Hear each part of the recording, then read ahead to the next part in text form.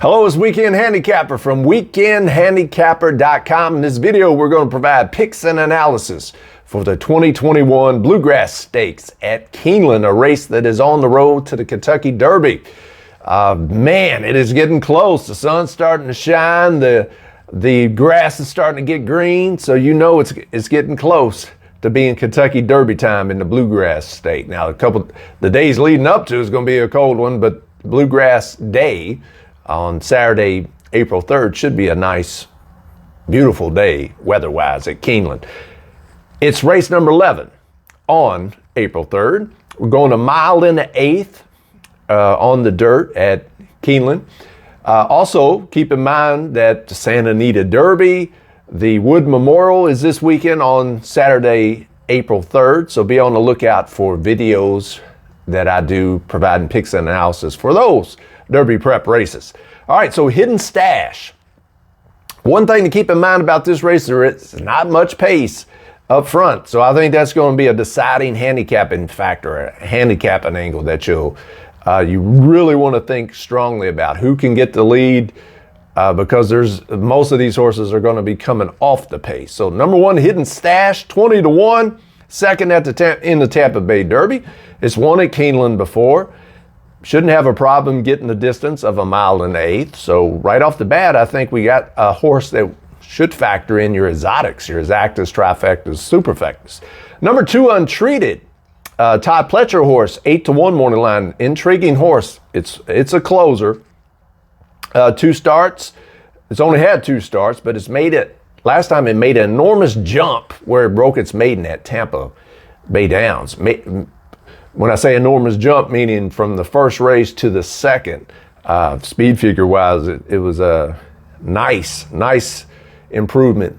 Can that horse keep improving? It's got Joel Rosario on board as his jockey. Joel's been riding really good in these big time stakes races, especially I remember at Oaklawn Park. He just takes it to him. Very aggressive, getting the lead. So if he can do that again, now this horse has only raced twice, so I don't know.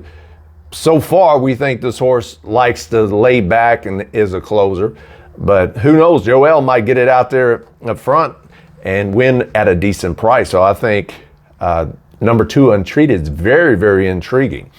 I'm going to use it underneath, definitely, for sure, in his actors, but I don't blame you if you take a shot, a flyer, with this horse being a win contender. Number 3, speaking of win contenders, Highly Motivated for Chad Brown. Javier Castellanos, the jockey. Third in the Gotham. Nice speed figures. Has some of the best speed figures in this whole entire race. It's going to be near the front. I think it can possibly be up near the front of the field, which is where you want to be since it's lacking in such pace here. It's won at Keeneland, so definitely number 3, Highly Motivated, is a contender. Number 4, Essential Quality. What can you say about Essential Qualities? 3-5 morning line. This horse, undefeated, loves Keeneland. Distance shouldn't be an issue with this horse. Now, I don't know. It'd be tough to beat Essential Quality. Now, I have a soft spot for Essential Qualities. Man, yeah, definitely. I try not to be biased when talking about Essential Quality, but the horse to beat. Now, whether or not that's the horse to bet, that's another topic, which we'll talk about later on in this video. Number 5, Ron Bauer, 15-1, a closer. It was 5th in the Breeders' Cup Juvenile Classic at Keeneland, the same race course. It won the El Camino Real Derby at Golden Gate. So recent form's all right, but different kind of caliber of horses in this race he has to take on. So I'm not so sure about number 5, Ron Bauer. Number 6, LeBlanc, I believe is how you say it, 30-1 morning line. It's true long shot. Distance shouldn't be a problem. So if you want to include it in your exactas, trifectas, superfectas, I can see why you would want to do that, but doubt that this would be a win contender. 7, Hush of a Storm. Here's a good storyline. It was scratched out of last weekend's John Battaglia Memorial Stakes at Turfway Park. or excuse me, the Jeff Ruby Stakes. It won the John Battaglia Memorial Stakes at Turfway Park. But it scratched from the biggest race of Turfway Park's entire year. That is the Jeff Ruby Stakes, a Derby prep race. It scratched so it could race in this race. So what's up with that? Do the owners, the connections, think this horse has a really good shot at winning this race, the Bluegrass Stakes? So it's that field, if it would have stayed in the Jeff Ruby Stakes, that field would have been a lot softer than this one by far. So they must be confident in it. So that tells me you got to be on guard with number 7, Hush of a Storm, because it might be well intended for this race. Now, I love Turfway. That was a horse for course angle. It would have had a legitimate shot to win that race for sure. This is dirt, 15-1 though. That might be some good value on number 7, Hush of a Storm. Number 8, Sitting on Go. Come on, Dale Romans. Keep trying with this Sitting on Go. You've fooled me a couple times with Sitting on Go. I'm not buying into it anymore, so I'm passing on. Number 8, Sitting on Go. And number 9, Keep Me in Mind.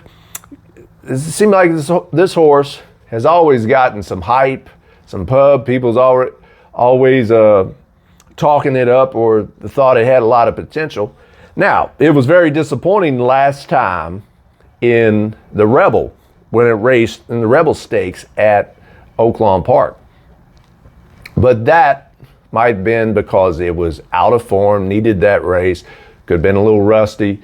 So maybe be willing to forgive Keep Me in Mind in this race. If we kind of forget, it might be in better shape. Plainly said, plainly stated, it might be in better shape now and ready to run. So, but the pace scenario still is going to be a challenge, I think, for it, but you definitely should include it underneath. So, those are your 9 contenders in this year's Bluegrass Stakes at Keeneland. The pace is going to be very, very interesting in that you have all but pretty much 2 of these horses that are going to be closers or prefer to be off the pace.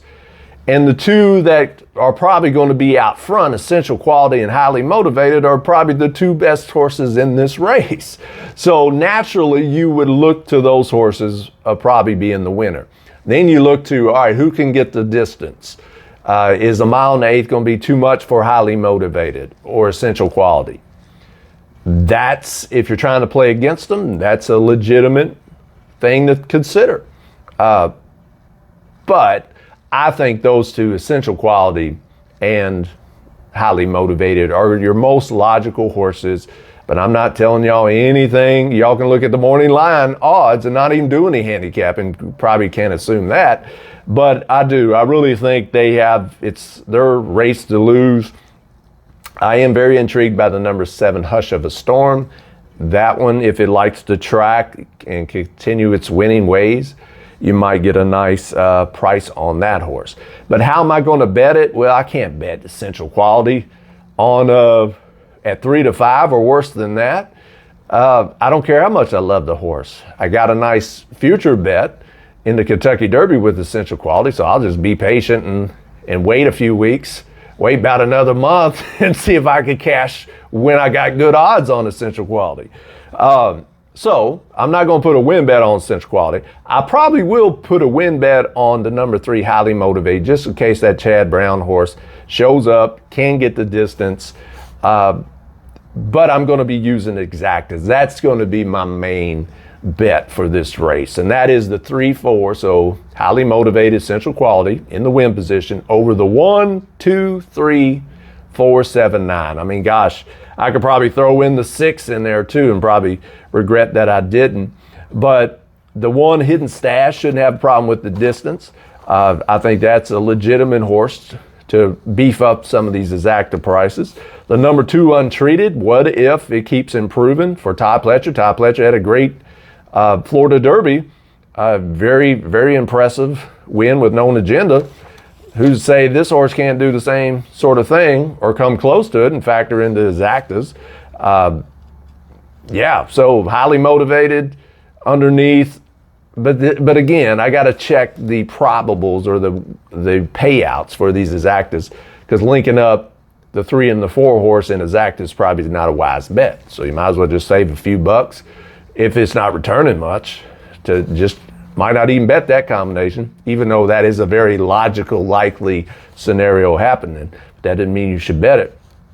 And then you got, I do like Hush of a Storm to factor into the exactas, so I'll probably put that horse underneath the 3 and the 4, and then the 9, keep me in mind just in case it's back to its winning ways. So not much in the win bet thing. I might just go with, well, no, I'll probably put a win bet on number 3, highly motivated, but in case Essential Quality keeps up its winning ways and still undefeated, then I'm going to have those exactas. 3, 4 over the 1, 2, 3, 4, 7, 9. But I might, depending on the payouts, eliminate the 3, 4 exacta or the 4, 3 exacta and include that 6 horse LeBlanc in there at a huge price. For some reason, chaos happens or something quirky happens for second.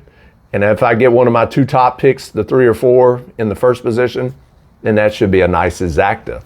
So all I have to be, I would kick myself for not spreading a little bit more underneath. But we'll see. We'll see. It's all about who's going to like the track. It's all about who's going to like the distance. And if you can beat those 2 top horses. And to me, those 2 top horses are the number 3, highly motivated, and the number 4, Essential Quality. Now, who do you like in this year's Bluegrass Stakes? Go ahead and leave a comment in the comment section below. Best of luck to you. I'd love to hear who you like, and hopefully you hit all your winning. Hope all your wagers are winning. And until next time, this Weekend Handicapper, happy handicapping, smart wagering.